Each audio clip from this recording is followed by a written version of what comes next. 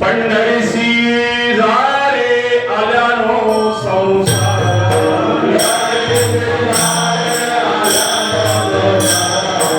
पंढरीसी झाले आल्यानो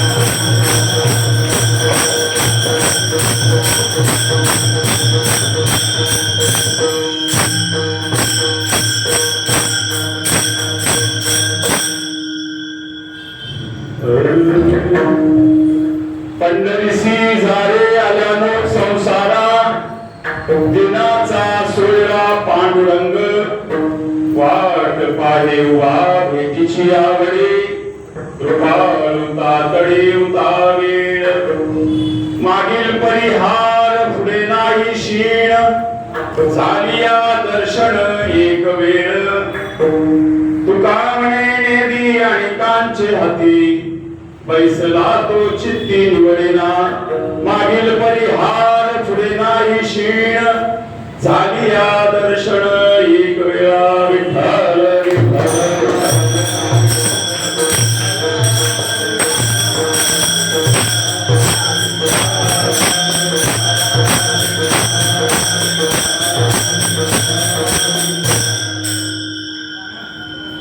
महायोग पीठे तटे भूमरत्या वरम पुंडरीकाय दातो मुनींद्रे समागत्य नित्यं समानंद कंदं परब्रह्मलिंगं हरे पांडुरंगं पांडुरंगा करो प्रथम नमः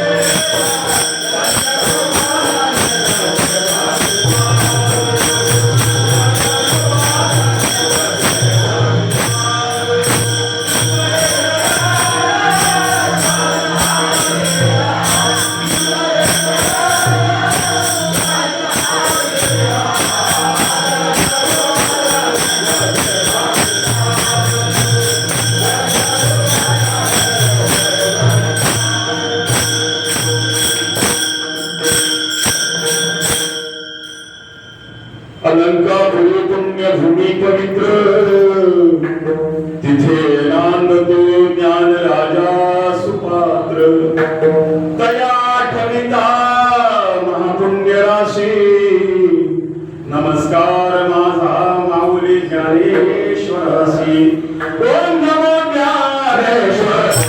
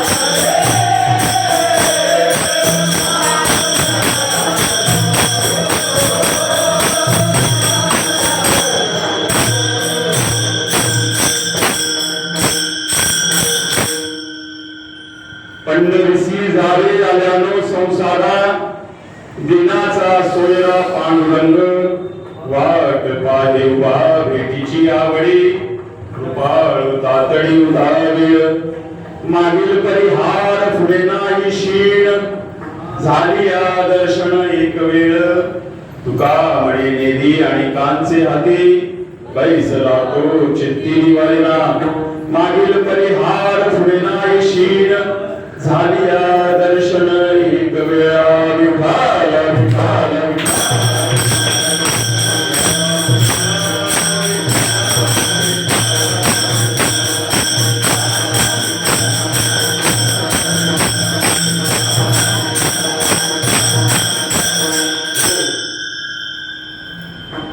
पंढरीशी जाळे आल्यानो संसारा दिनाचा सोयरा पांडुरंग संत तुकाराम महाराज या आपल्या अभंगाच्या माध्यमातून साधकाला पंढरीला जाण्यासाठी विनंती करतात, विनवणी करतात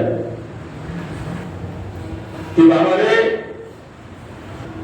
तू संसारात जन्म घेतलायस आणि म्हणून तुला पंढरीला जाणं क्रमप्राप्त आहे. संसारिक जीवाने पंढरीत एकदा तरी गेलोच पाहिजे. आणि असा हा तुकाराम महाराजांचा आपल्याला निर्वाणीचा सल्ला आहे.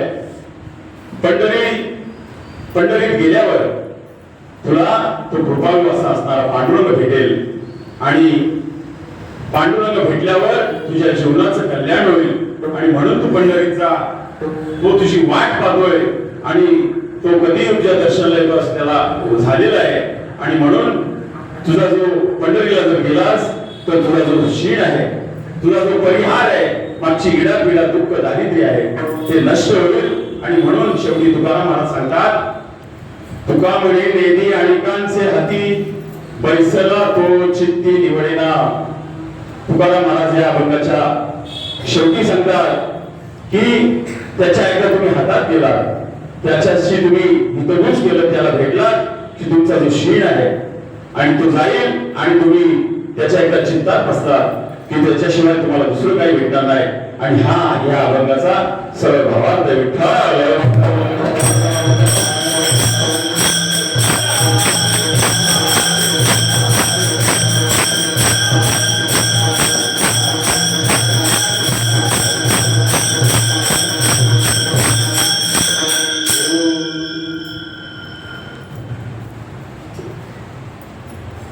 अच्छा, या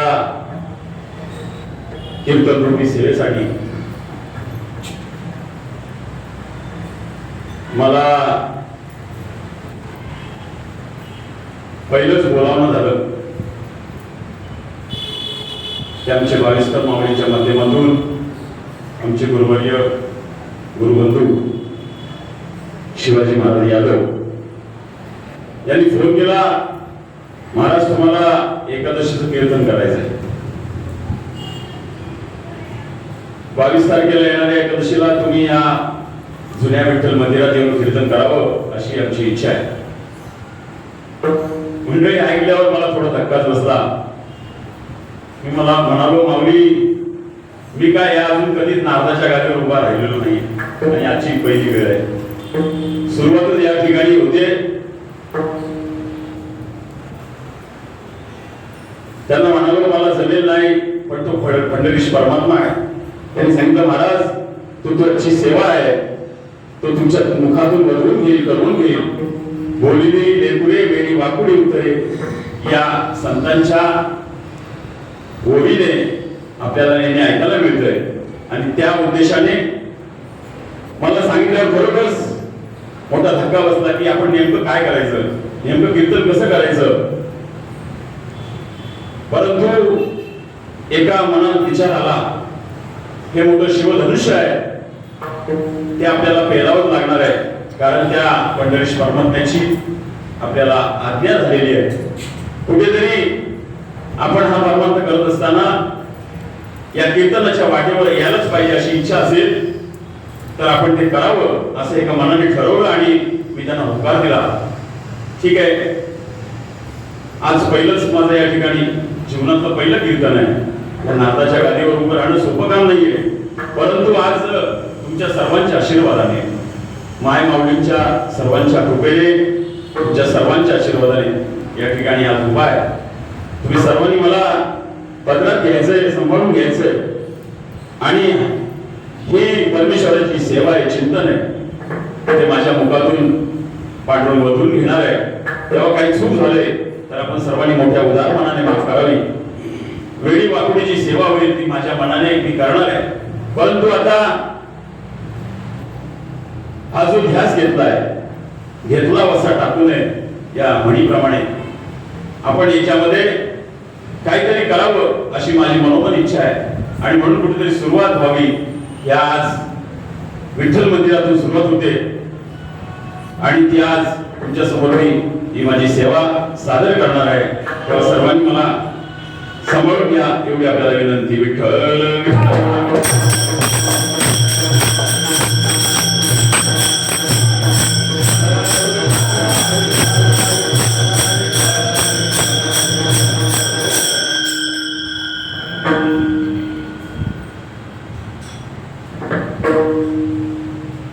थोडासा कीर्तनाच्या पूर्वी परिहार द्यायचा तो असा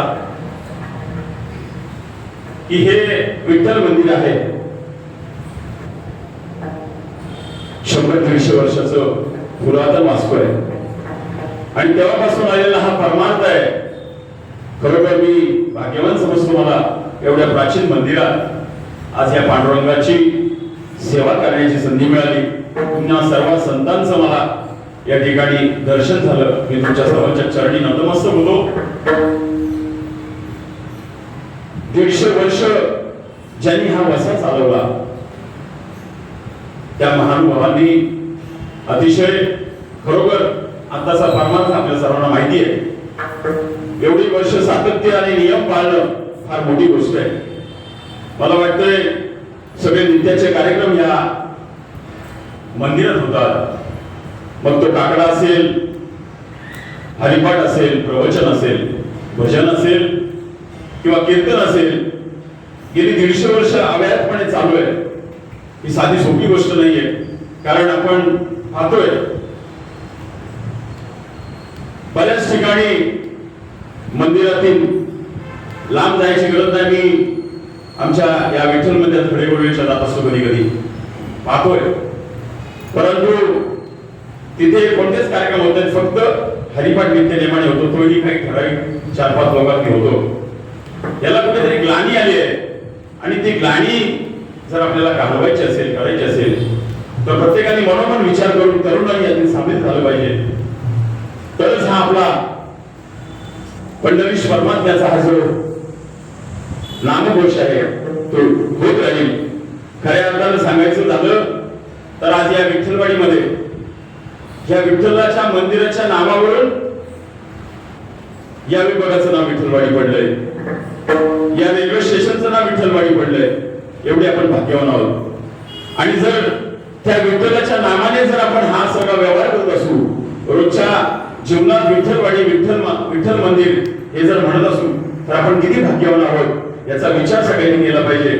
आणि हे विचार करत असताना हे कार्य या विठ्ठलाचं जे मंदिराचं जे संपूर्ण जे नित्य नियम आहेत ते सर्वांनी येऊन इथे पार पाडले पाहिजे. अशी या आजच्या कीर्तनरूपी सेवेतून मला एक सांगायचं वाटतं. विभागातील सर्व लोकांनी कमीत कमी या कीर्तनाच्या सगळ्या कार्यक्रमांना हजेरी लावली पाहिजे. आणि हा कार्यक्रम हा विठ्ठल मंदिराचा हा जो पुरातन वस्तू आहे आणि खरोखर अवर्णनीय आहे.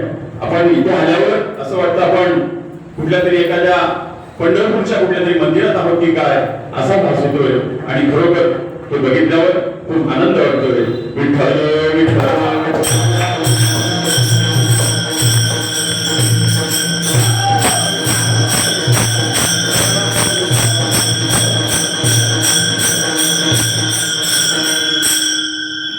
पंढरीशी दारी आल्यानो संसारात दिनाचा सोयरा पांडुरंग वाट पाहे उभा भेटीची आवडी कृपाळू तातडी उतारावी. या ठिकाणी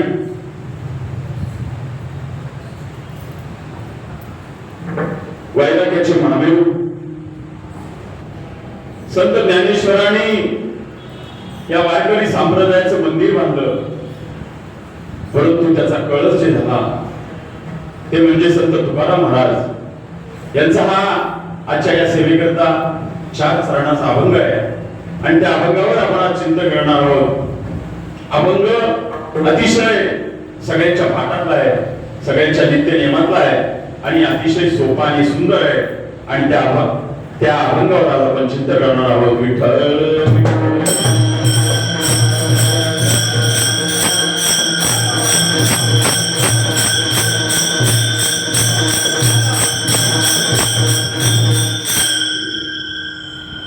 पंढरीशी जारी आल्यानो संसारा दिनाचा सोयरा पांडुरंग.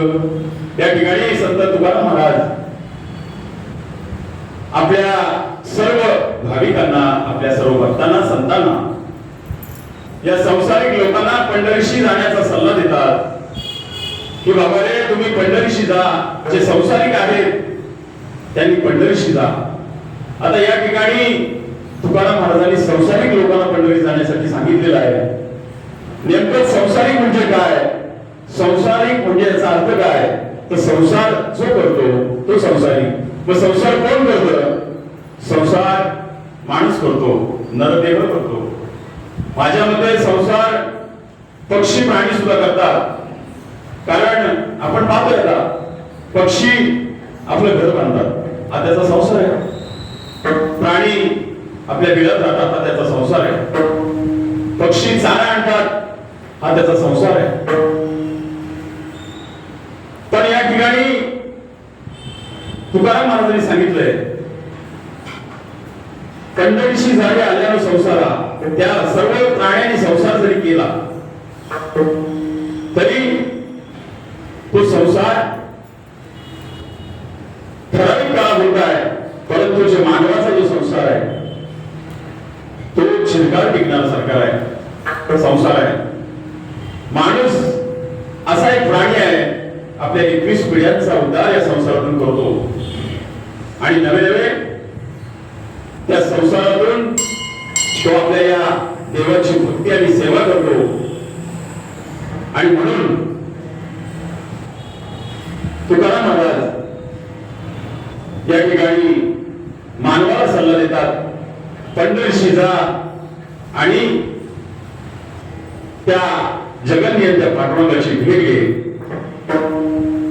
तुझा जर संसार सुखाचा करायचा असेल, तुझ्या संसारात वृद्धी आणायची असेल, मागचा परिवार विसरायचा असेल, तर या संसारात तुला मोठं योगदान दिलं पाहिजे, पंढरीत गेलं पाहिजे. आणि म्हणून अभंगाच्या पहिल्या चरणात तुकाराम महाराज म्हणतात,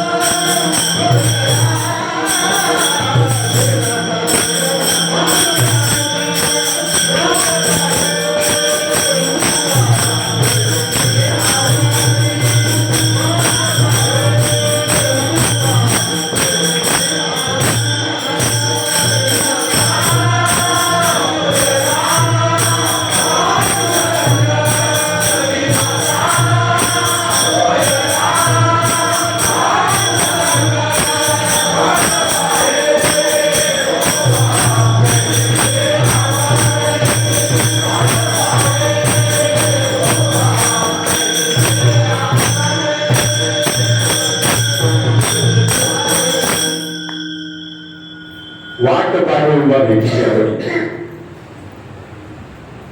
संत सांगतात या संसारिक जीवनाने पंढरपूरला जा, कारण तिथे कृपाळू असणारा परमेश्वर पंढरीनाथ परमात्मा आपल्या भेटीची वाट पाहतोय. कारण संतांना भेटण्यासाठी देव उतारलेला असतो. खरोखर आपले संत कधी येत आहेत आणि म्हणून तो गेली 28 युग या आपल्या विठेवर तिष्ठत उभा आहे. तो आपल्या भक्तांना भेटण्यासाठी आपल्या जीवाचं रान करतोय. आणि एकदा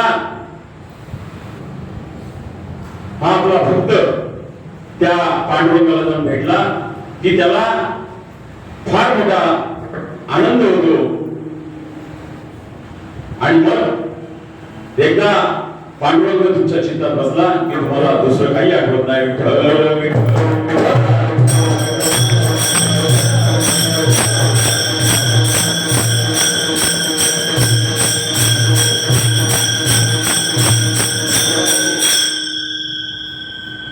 पंढरीशी दारी आल्यानं संसारा दिनाचा सोयला पांडुरंग वाट पाहे उभा भेटीची आवडी कृपाळू तातडी उतरवे. आपण पंढरीला जातो. आज पाहिलंय सर्व संतांच्या पालख्या आज त्या पांडुरंगाच्या दर्शनाला त्याच्या ओढीने निघालेल्या आहेत. अख्ख्या गावागावातून, तालुक्यातून, शहरातून आणि संपूर्ण देशातून आज निघालेल्या या पालख्या या पंढरीच्या दिशेने चाललेल्या आहेत. त्यात सर्वात मोठं आकर्षण म्हणजे ज्ञानोबांची आणि तुकोबांची पालखी. सगळे संत वारकरी आज त्या प्रत्येक पालखीला जाऊन भेटतायत, नाचतायत, गातायत. मोठा जल्लोष चालू आहे आणि त्या पंढरीच्या वाटेवर सगळे वारकरी एकमेकाला आलिंगन देत आहेत. नाचत जाऊ त्यांच्या गावारे खेळी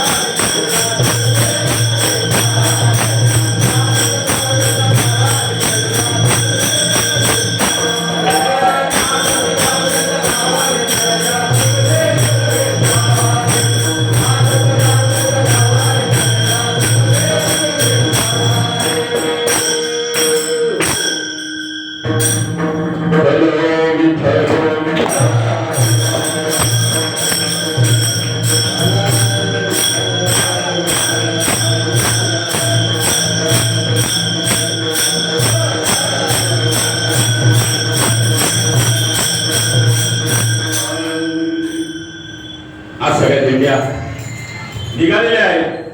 नाचत जाऊ त्यांच्या गावाने खेळया सुख देईल विसावारे. ते सगळे निघालेले आहेत कुठे? आपल्या सर्व संतांचं माहेर असणार पंढरपूर. हे पंढरपूर शहर, हे पंढरपूर गाव,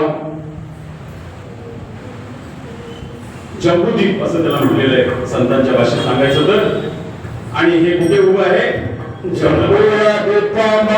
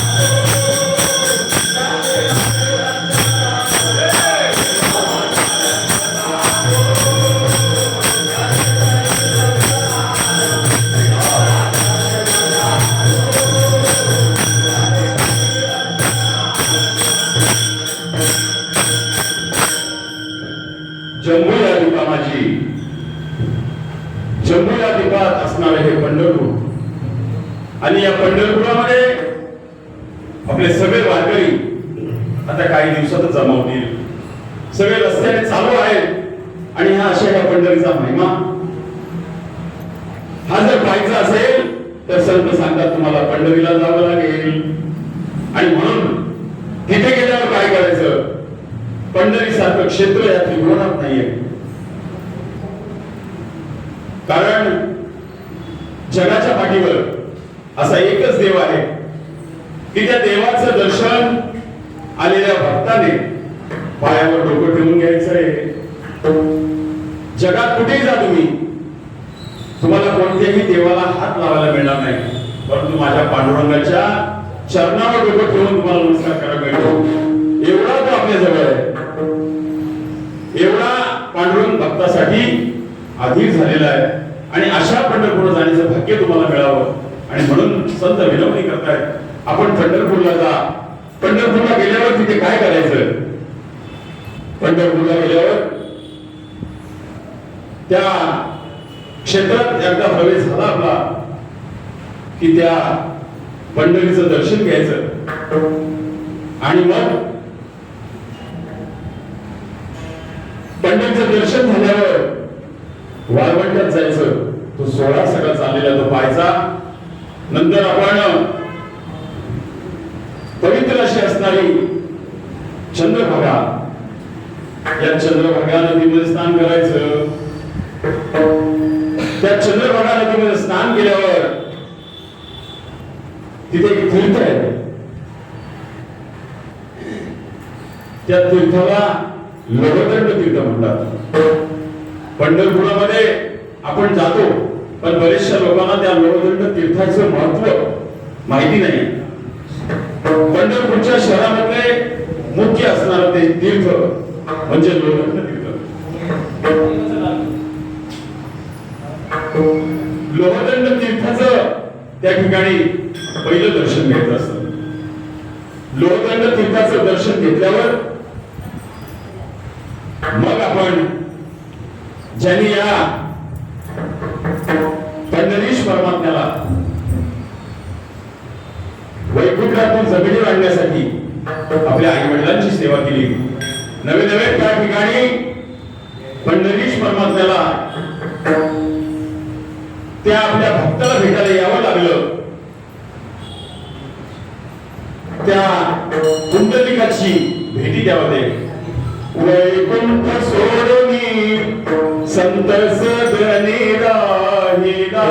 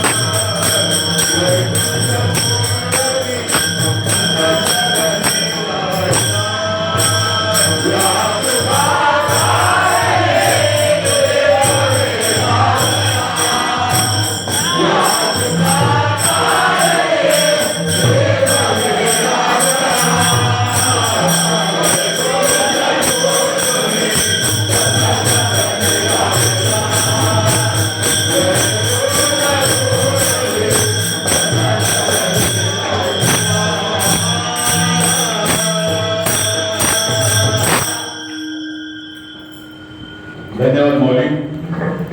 पाचखंडी मौली आपलं या ठिकाणी स्वागत. एक फोन केला माऊलींना, माऊली आज असं आहे, आज आपली पहिली कीर्तन सेवा आहे, तुमचा आशीर्वाद असावा. तर म्हटलं मी नक्कीच येणार आहे. मला एक कार्यक्रम आहे, तो कार्यक्रम करतो आणि पोचतो आणि 10 वाजता बरोबरच हे या ठिकाणी आलेले आहेत. धन्यवाद. मंडळी, संतांनी या परमेश्वराला या भूलोकात आणलंय. एवढी जबरदस्त ताकद आपल्या या संतांची आहे. आणि म्हणून जो पुंडलिक आपल्या आई वडिलांची सेवा करत होता, त्या पुंडलिकाच्या सेवेला प्रभावित होऊन आणि त्याच्या भक्तीला पाहून साक्षात पांडुरंग त्या बाळवंटात आले आणि पाहतात तर काय, पुंडलिकाची सेवा चालली आहे, आई वडिलांची सेवा चाललेली आहे. आणि म्हणून पांडुरंग त्या ठिकाणी तिष्ठत उभा आहे. युगे 28 विटेवरी उभा, 28 युग त्या ठिकाणी उभा आहे. ती वीट त्या पुंडलिकाने दिलेली, पंढरीनाथाला उभारण्यासाठी दिलेली आहे. आपल्या आईची सेवा, वडिलांची सेवा करतोय, सेवा झाल्यावर बाप्पा तुला मी भेटेन असं त्या पुंडलिकाने सांगितलं. एवढा प्रिय भक्त त्या पुंडलिकाचं दर्शन घेतल्याशिवाय पंढरपुरात पांडुरंगाचं दर्शन घेता येत नाही. एवढा मोठा अधिकार पुंडलिकाचा आहे. आपण नेहमी जय घोष करतो, सहज म्हणतो, पुंडलिक वंदे हरिविठ्ठल श्री ज्ञानदेव पंढरीनाथ भगवान की जय. पहिला अधिकार संतांचा आहे, पहिला अधिकार पुंडलिकाचा आहे आणि नंतर पंढरीनाथ भगवान की जय असा हा संतांचा अधिकार आहे. आणि त्या संतांना भेटण्यासाठी आलेल्या पुंडलिकाचं पहिलं दर्शन घ्यायचं. पुंडलिकाचं दर्शन घेतल्यावर पुंडलिका हे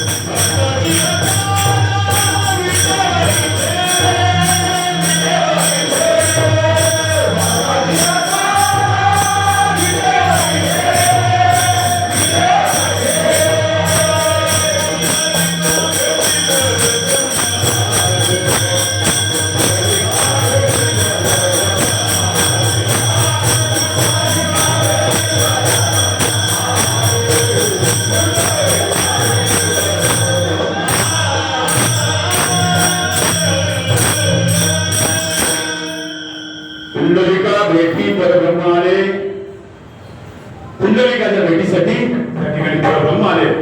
पुंडलिकाचं दर्शन घेतल्यावर आपण मस्तपैकी तयार व्हायचं, गंध लावायचा आणि मग तिथे असणारे वासुदेव त्यांचं आख्यान ऐकायचं. आपल्या मागील पिढीचा उद्धार करणारा आपला वासुदेव ही आपली संतांची परंपरा आहे. वासुदेवाला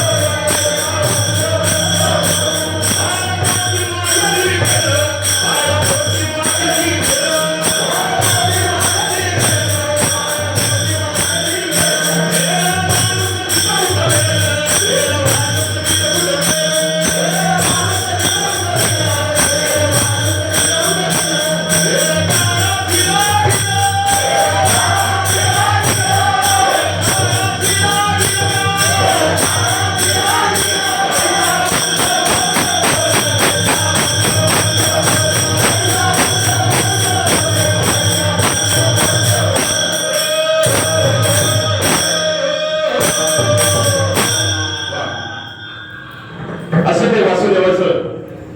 आपण वासुदेव ऐकल्यावर मग आपल्यावरती जाताना गंगा घाट लागतो. त्या गंगा घाटाने सरळ वरती जायचं. त्याच्या आजूबाजूला सगळे भक्त बसलेले असतात. आंधळे पांगळे लुळे गरीब खूप लोक असतात. आंधळ्या पांगळ्यांचा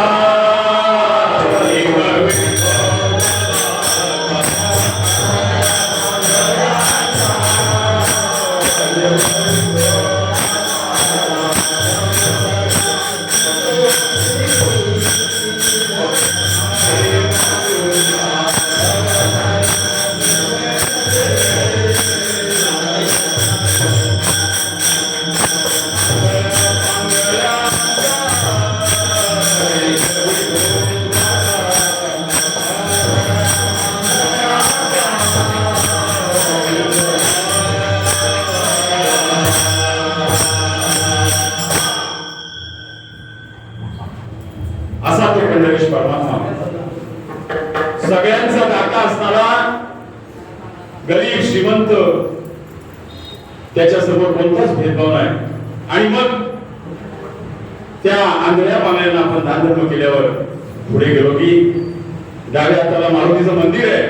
त्या मारुतीला नमस्कार करायचा आणि पुढे गेलो की नंदी आहे. त्या नंदीला नमस्कार केल्यावर सरळ पुढे चालत गेल्यावर त्या पुढे पांडुरंगाचा कळस दिसतो. आपण त्या मुख्य चौकात गेल्यावर जो कळस दिसतो पांडुरंगाचा, त्या कळसाचं दर्शन घ्यायचं. कळस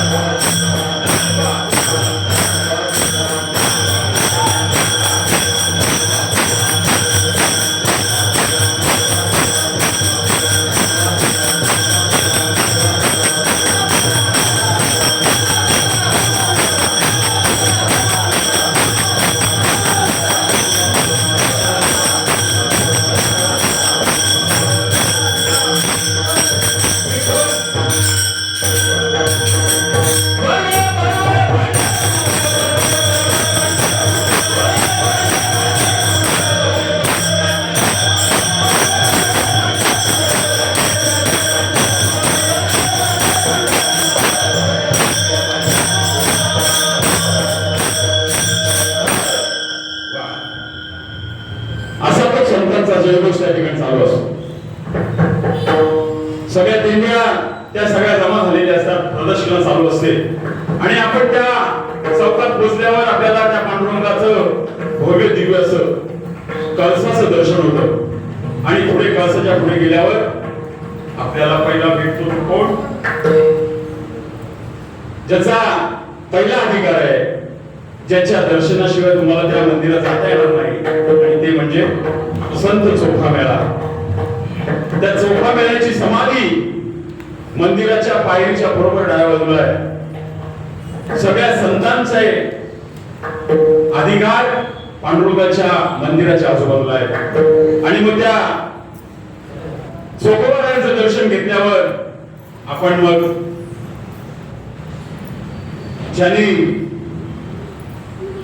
या पंढरीश परमात्म्याचा प्रचार आणि प्रसार संपूर्ण देशात केला, नवे नवे गुणांपर्यंत अटकेपर्यंत ज्यांनी या संत वाङ्मयाचा प्रचार केला ते संत नामदेव. आणि मग त्या नामदेव महाराजांच्या पायरीजवळ आपण जातो, त्या पायरीवर माथा टेकतो. ती पायरी नामदेवांची आहे. नामदेव कीर्तन करी पुढे देवला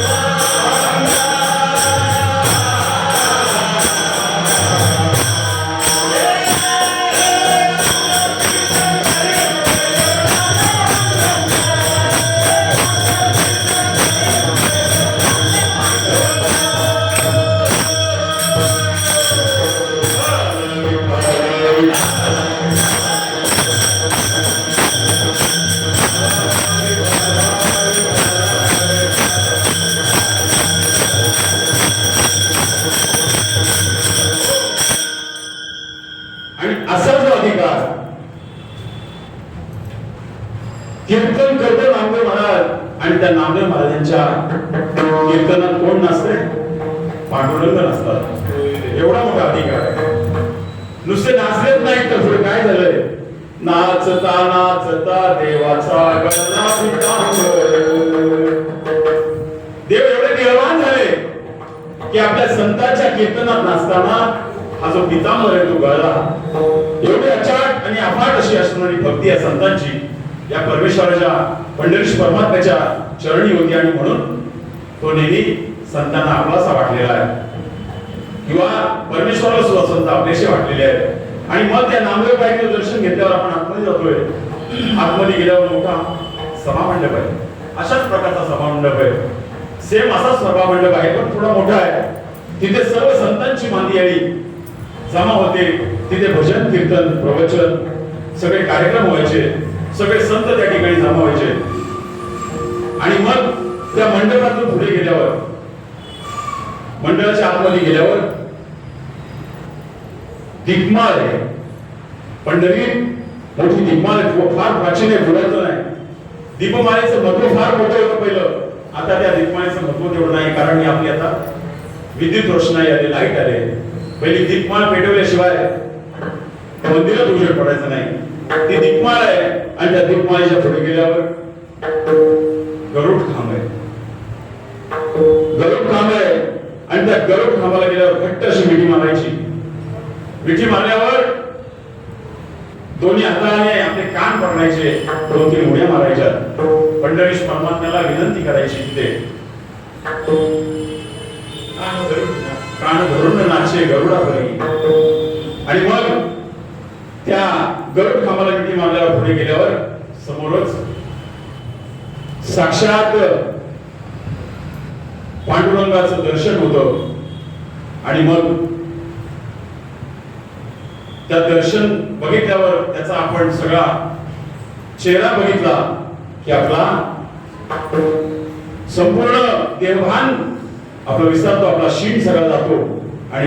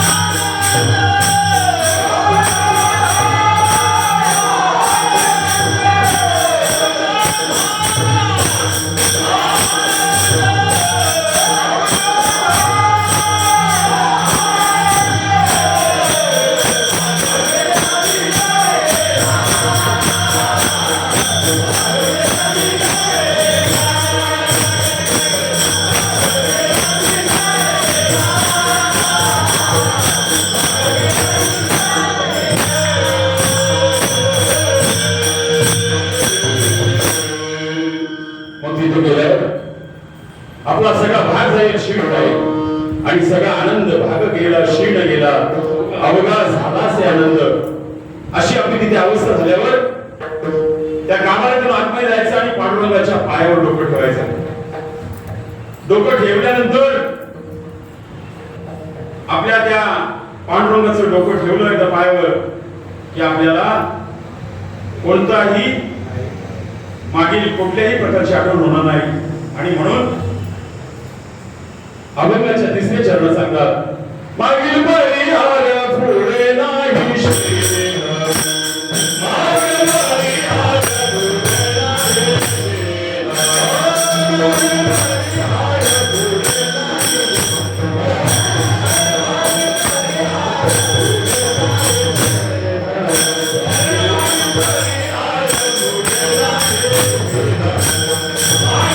मागील परिहार पुढे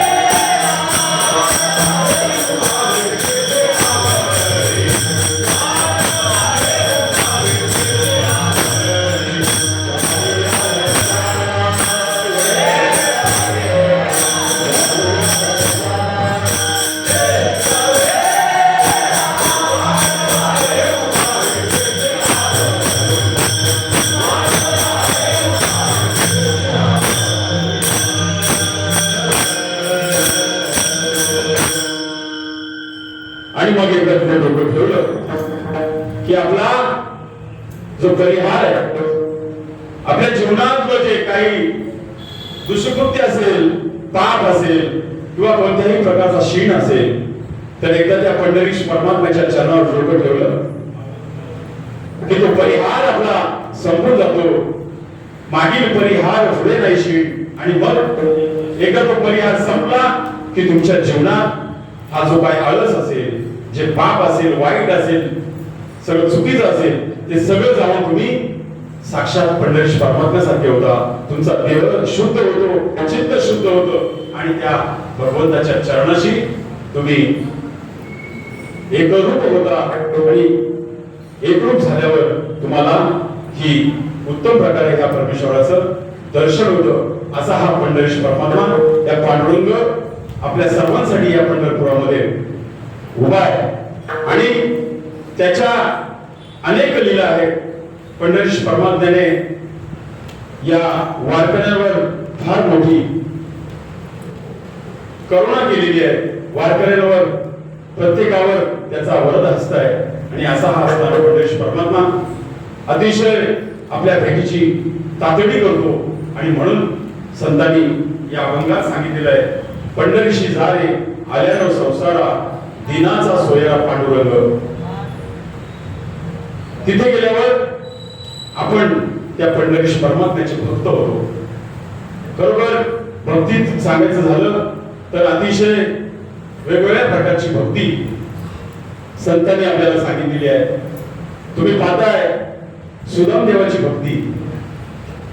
सुदामा अतिशय गरीब ब्राह्मण, वाराणसीतला हा सुदामदेव ब्राह्मण, आणि तो दुःखाने आणि दारिद्र्याने पिडलेला होता. सुदामा ब्राह्मण दुःखे दारिद्र्ये पिडलेला,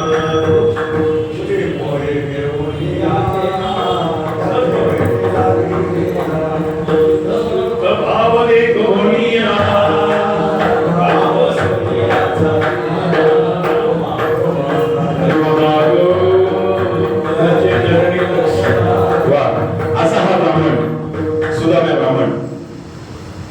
अतिशय दारिद्र्य, अतिशय दुःख त्याच्या वाट्याला होतं.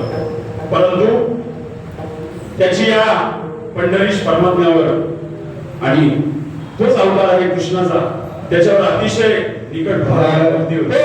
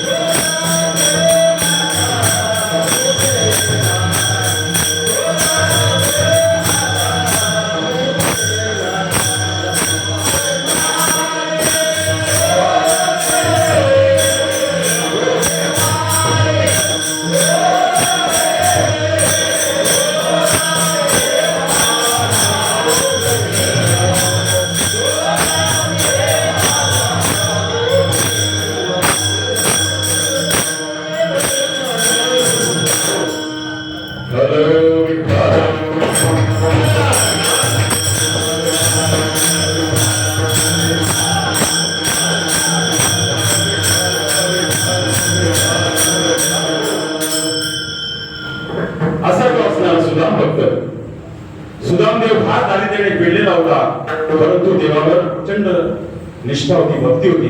घरात काही अन्न खायला नव्हतं. एक मुलगा होता त्याला, त्या मुलाला 3-3 दिवस अन्न नसायचं.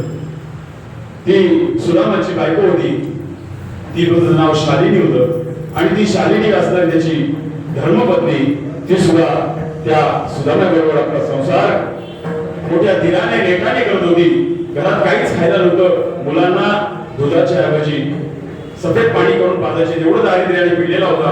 एक दिवशी असं झालं की ती शालिनी म्हणते, तुम्ही नेहमी त्या तुमच्या कृष्णाचं नाव घेता, त्याची भक्ती सांगता, तर तो देव आहे, त्याच्या दर्शनाला जायचं असं नेहमी म्हणता, पण कधी तुम्हाला भेटतो का होतो? तुम्ही त्याच्याकडे कधी जाता का? जाना, एक दिवस जाऊन या. जर काहीतरी दिलं तर आपला प्रपंच सुधरेल, आपलं काहीतरी चांगलं वाटेल. पण तो म्हणतो, मी हे मागण्यासाठी जाणार नाही. मी त्याला भेटायला जाईन, पण मी मागण्यासाठी जाणार नाही. आणि असं बोलत असताना एक दिवशी ती त्याची असणारी भार्या होती, ती म्हणते, तू आज कृष्णाजवळ जाऊन आपले हे दुःख दारिद्र्य कसं नष्ट होईल त्याची भेट घेऊन ये, आणि आपल्याला त्याचं दर्शन घेऊन ये. आणि म्हणून सुदामा ब्राह्मण एक दिवशी मनात ठरवतो की आपण त्या कृष्णाची आज भेट घ्यायची. आणि म्हणून तो ते फाटकी वस्त्र तीच नेसलेली असतात, आणि ती वस्त्र घेऊन तो जातो.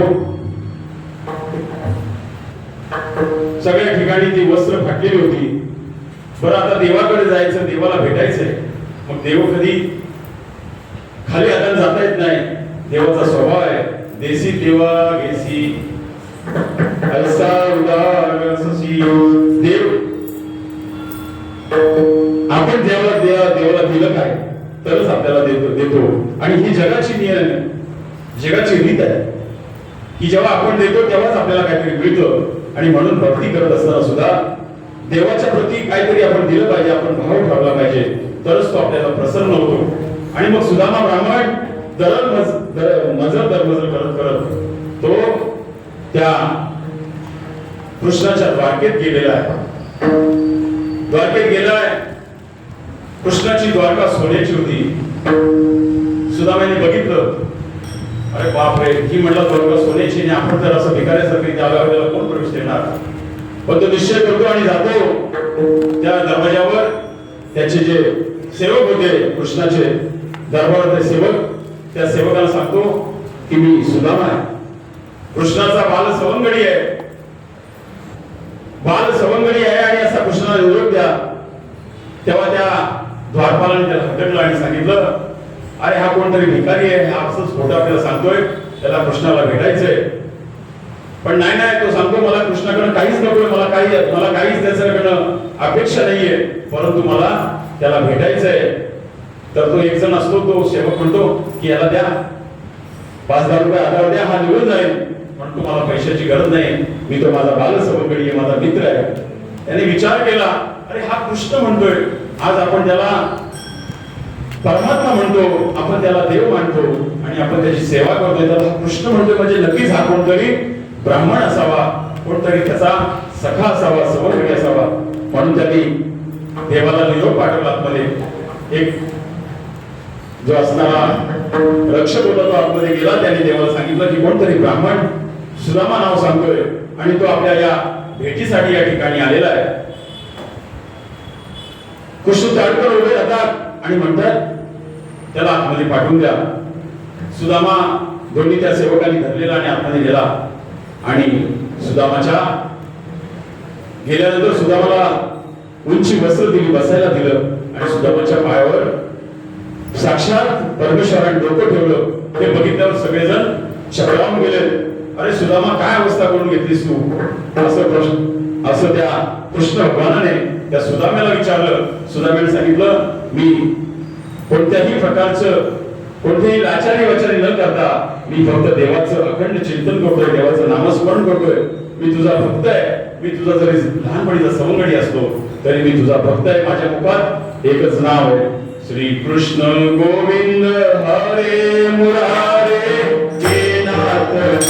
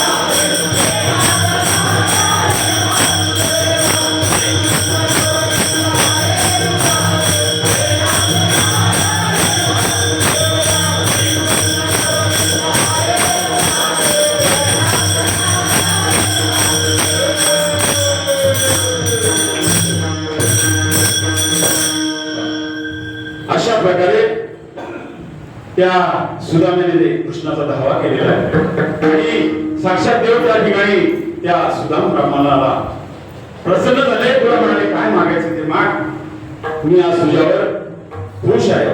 त्यांनी सांगितलं मला काही नको.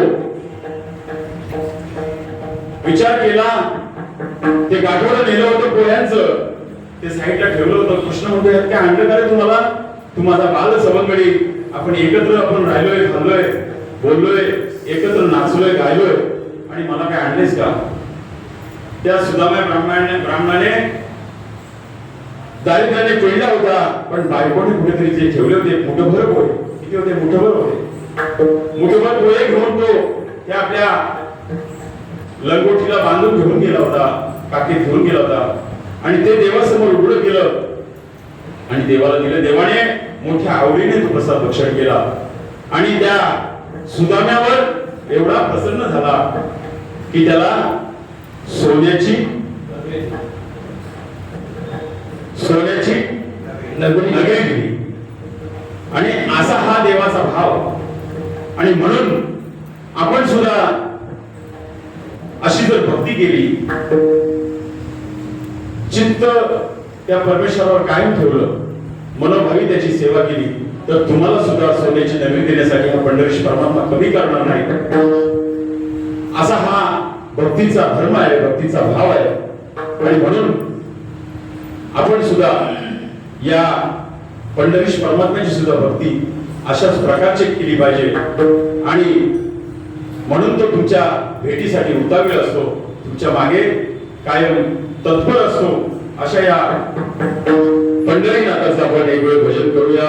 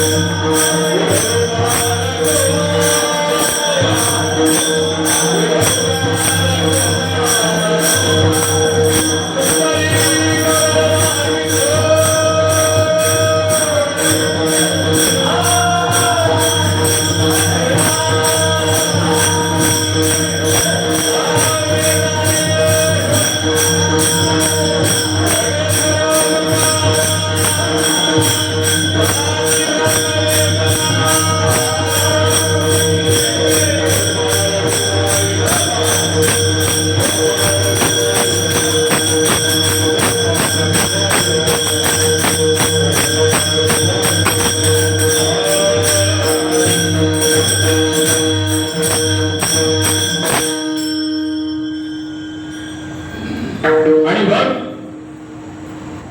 अशी जेव्हा भक्ती होते तेव्हा जे संत असतात किंवा तुम्ही जाणारे साधू असतात, पंढरपूर जाणारे सगळे भाविक असतील, तो पंढरीश परमात्मा तुम्हाला कुठे इकडे तिकडे भटकू देणार नाही. तुमची कोणत्याही प्रकारची अडचण असेल तर तो समजून घेऊ शकतो, तुम्हाला त्या संकटातून वाचवू शकतो. आणि मग तो तुमच्या चित्तात तुम्हाला घेतो, तुम्हाला चित्तात ठेवतो आणि तुम्ही एकदा त्या चित्तात बसला की तुम्ही पांडुरंगाचे झालात. हे शेवटच्या चरणात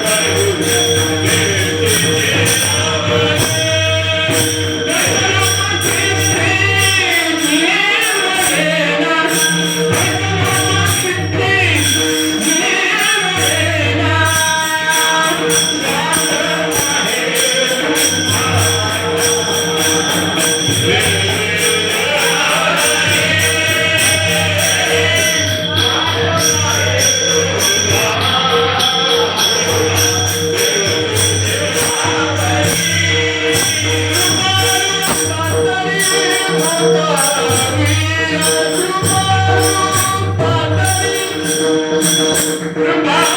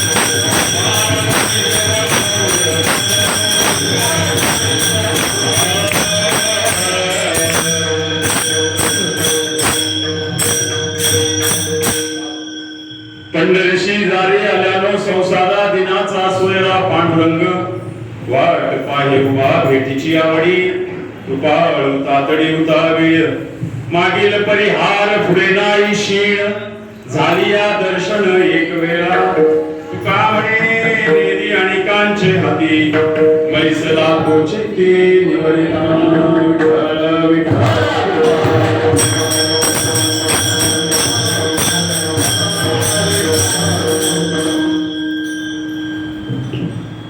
आतापर्यंत या माझ्या अल्पमतीने आणि अल्पबुद्धीने या अभंगाचा तुडका मोडका अर्थ मी आपल्या समोर मांडलेला आहे. खऱ्या अर्थानं ही माझी पहिलीच या नारदाच्या गाडीवरची सेवा आहे आणि खरोखर पार पाडली आता मला थोडंसं बरं वाटलंय. फार अवघड असतं हे. इथे उभं राहिल्यावर जो राहतो त्यालाच कळतं.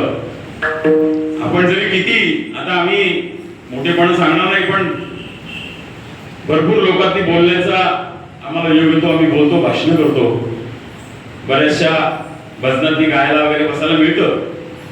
परंतु या अशा नारदाच्या गादीवर आल्यावर भले भले या ठिकाणी याचा आज मला अनुभव आला आणि म्हणून ते माझ्या वाणीतून काय चुकीचं गेलं असेल ते मी माझ्या पदरात घेतो आणि जे चांगलं असेल ते तुम्ही मोठ्या मनाने स्वीकारा आणि ही केलेली वेळी बाकीची सेवा आहे त्या पंढरीश बाबाच्या चरणी अर्पण करतो आणि आजच्या माझ्या सेवेला पूर्ण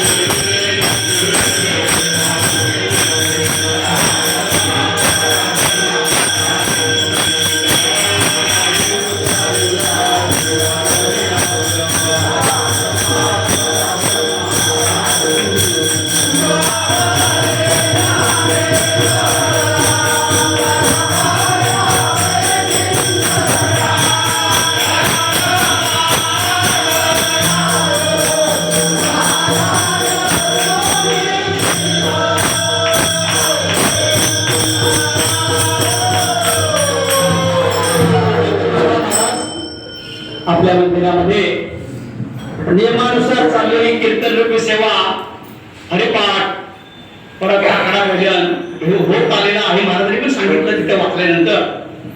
पण या महाराजांनी सांगितलं की हे जे मंदिर आहे भगवंतांचे आलेले त्या जागेवरती आणि तुम्हाला फरक वाटला असेल. तुम्हाला सात्विक माणूस झाल्यानंतर त्याला इथे आल्यानंतर कळतं काय इथे आहे ते.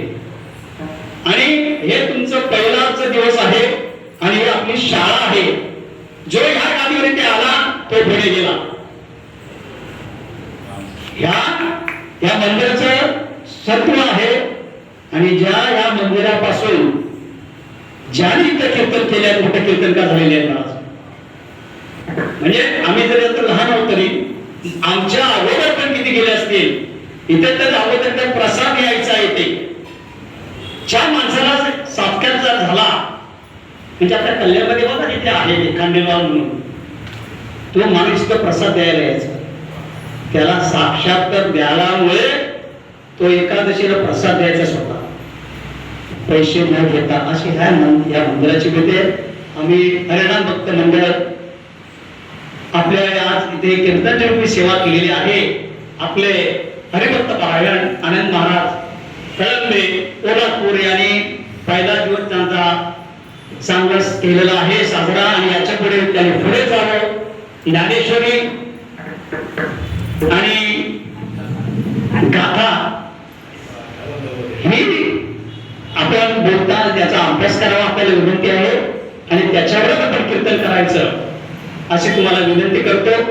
हे पण कीर्तनकार महाराज आहेत सुभाष नाना हरिभक्त सुभाष नाना पुढे इथं आम्ही झालेले सर्व इथे इथूनच झालेलं शिक्षण. तरी असो तुमचे आम्ही मंडळ हरिनाम भक्त मंडळ तुमचे सदस्य आम्ही आहोत.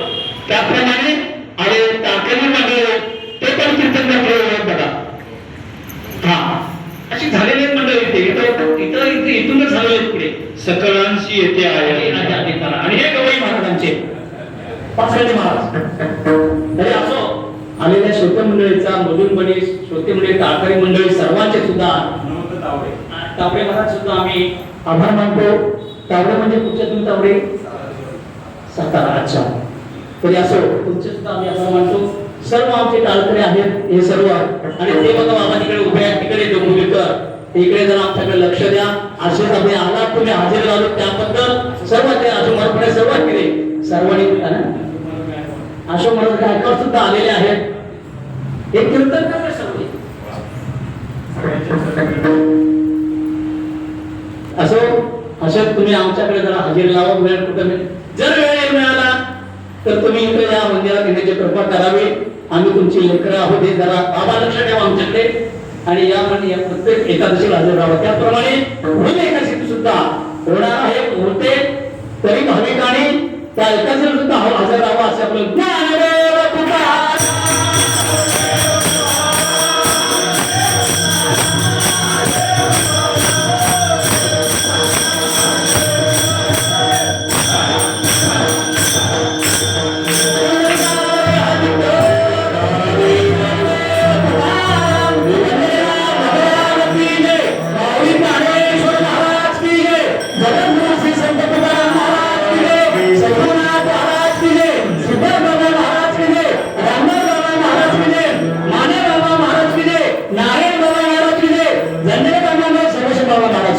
बोले भाई सब साधु संतना की जय. अपने अपने माता पिता की जय. बस